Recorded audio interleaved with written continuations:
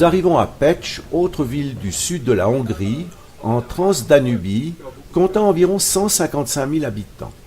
Elle fut successivement romaine, importante ville chrétienne au IVe siècle de notre ère, ville de l'Empire carolingien, sous la coupe ottomane puis des Habsbourg, avant de devenir ville hongroise. Notre première visite sera pour la fabrique de porcelaine Zolnay, une institution qui fut fondée en 1853 pour fabriquer du grès et de la céramique. Son extension et sa renommée dépassent largement les frontières. À la veille de la Première Guerre mondiale, c'est la plus grande entreprise austro-hongroise spécialisée dans les matériaux résistants au gel, très appréciée pour l'art nouveau qui se pratique à l'époque. Ce quartier est énorme et contourné par des bâtiments. Nous sommes ici, on est entré ici et on va faire un petit parcours de ce côté. Il y a l'ancienne route nationale 6. À l'autre côté également, il y a une partie. C'est là où se trouve l'université, les bâtiments de l'université. Dans cette partie se passe toujours là-bas, donc au fond de cette petite allée, c'est le territoire actuel de l'usine. La fabrication se passe ici. Le territoire où ils pouvaient vendre était assez énorme, même en Transylvanie. Ces carrelages, les tuiles étaient utilisées là où il fait moins 20 pendant des mois, ça peut être. Donc il a bien inventé ce matière qui, vous pouvez voir sur les bâtiments, cette décoration est toujours très vivant et sans dégâts. Par exemple, vous étiez déjà à Budapest, vous avez vu? Vous vous souvenez certainement qu'au château, la toiture de l'église Mathias est très colorée. Eh bien, c'était aussi fabriqué ici. Dans la plupart des cas de toutes ces jolies toitures dans l'ancien territoire de Habsbourg, de l'Empire Habsbourg, étaient fabriquées ici dans cette usine. Dépend toujours de la cuisson. Et ce qui est intéressant, c'est que quand on fabrique ces objets, c'est une masse, une peinture gris qui se présente. Donc on ne voit pas, les amateurs, ils ne voient pas quelle couleur ça va donner, mais ceux qui fabriquent, qui sont fabricants, ils savent très bien que s'ils mélangent telle ou telle matière, à la fin, ça va donner plutôt des verts ou des rouges ou des bleus. Il vivait, comme je vous ai dit, qu'il était très sensible du point de vue social, il vivait avec ses ouvriers ici. Il y avait 3 grands bâtiments où la famille, non seulement Zolnay, mais ses filles, il avait 2 filles, et les 2 filles aussi habitaient avec leurs petits-enfants ici dans le quartier. Ils vivaient très modestement, ils avaient beaucoup d'argent, mais ils investissaient toujours tout l'argent dans l'entreprise. Et donc ces filles aussi, et ces petites-filles et fils aussi vivaient très modestement. Ils ont fabriqué des assiettes, des carafes. Et à l'époque, la couleur rose était très à la mode, donc il y avait une fabrication non seulement en blanc de ces objets, mais en rose. Et il y avait une autre collectionneur qui également, heureusement, a choisi la ville de Pécs pour l'endroit de sa collection.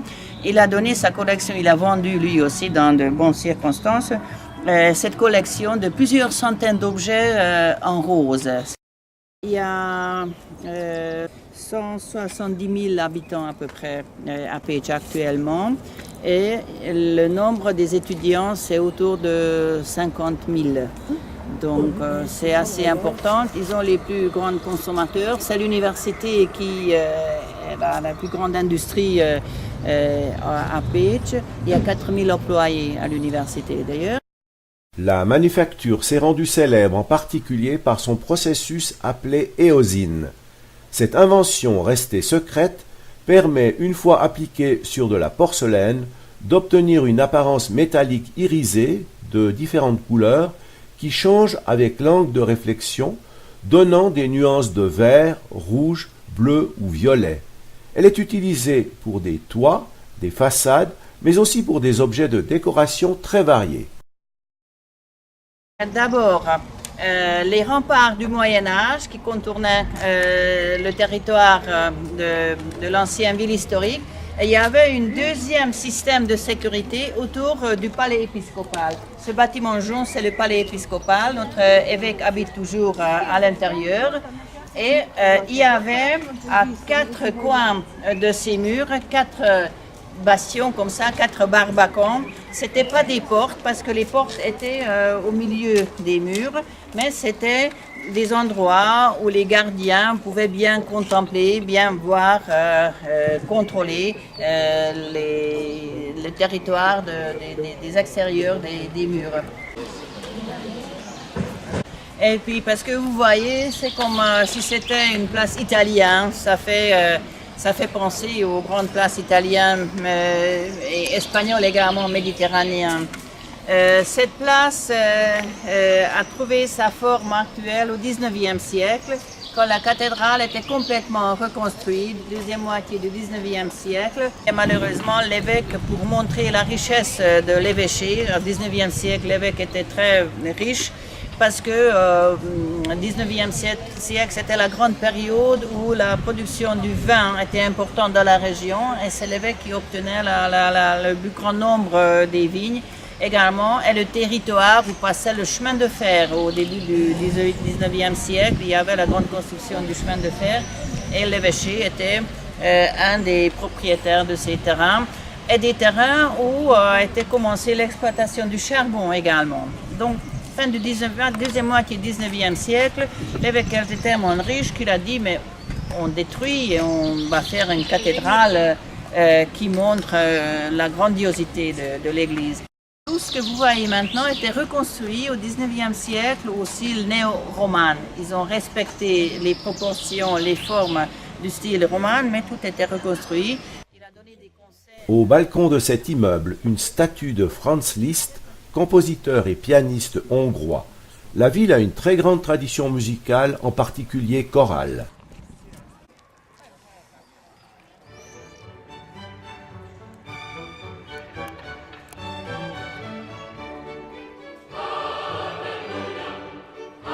Voici encore quelques images de l'intérieur de cette cathédrale, payée par le commerce du vin.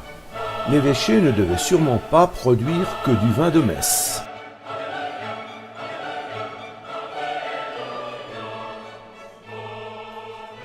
Autour de la ville de Pécs, les vignobles servaient pour la production du vin mousseux.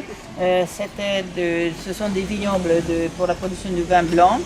Et un petit peu plus loin, à une trentaine de kilomètres ici, dans la région de Villagne, c'est la production du vin rouge. Très bon vin. Et si vous avez l'occasion au déjeuner, dégustez bien ce vin de Villagne. C'était à partir de la fin du IIIe siècle. Quand on pouvait pratiquer librement cette religion ici.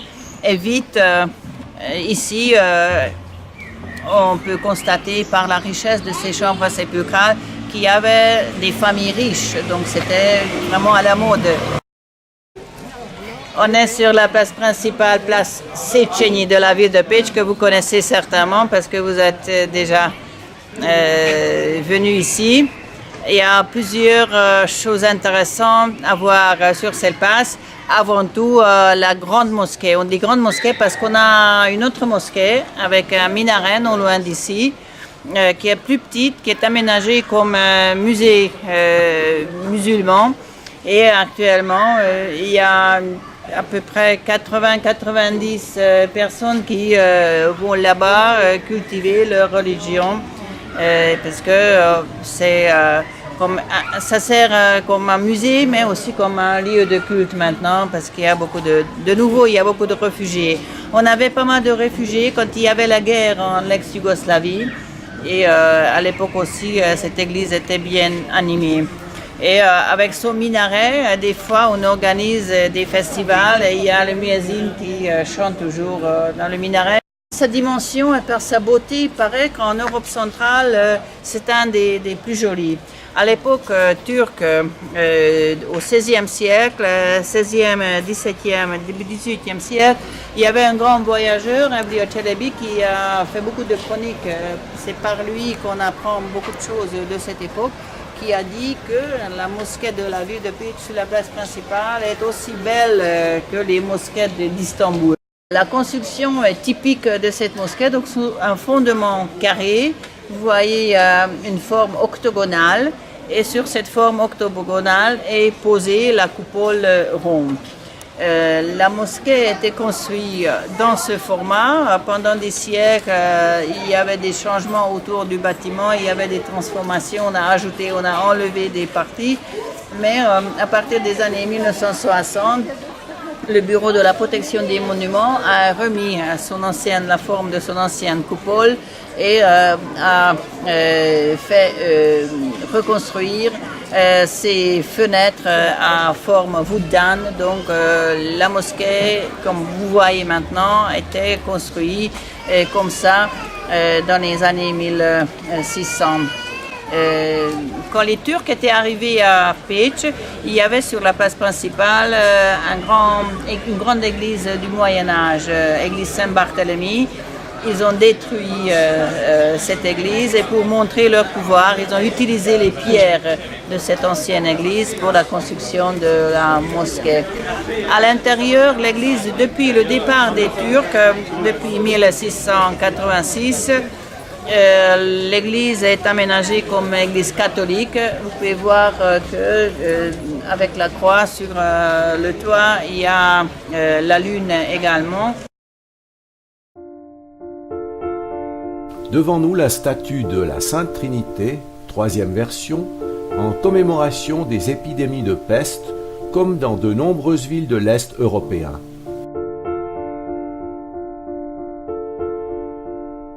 En arrière-plan, sur la gauche, la Maison des Arts, où les jeunes artistes musiciens peuvent venir se présenter.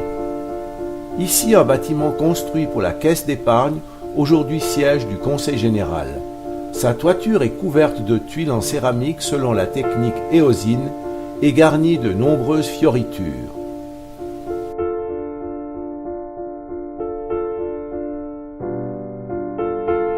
Le climat de la région est subméditerranéen. La place est peu ombragée et très chaude en été. La fontaine est donc bienvenue. Enfin, encore une réalisation de la fabrique Szolnői, une belle fontaine, de quoi étancher notre soif.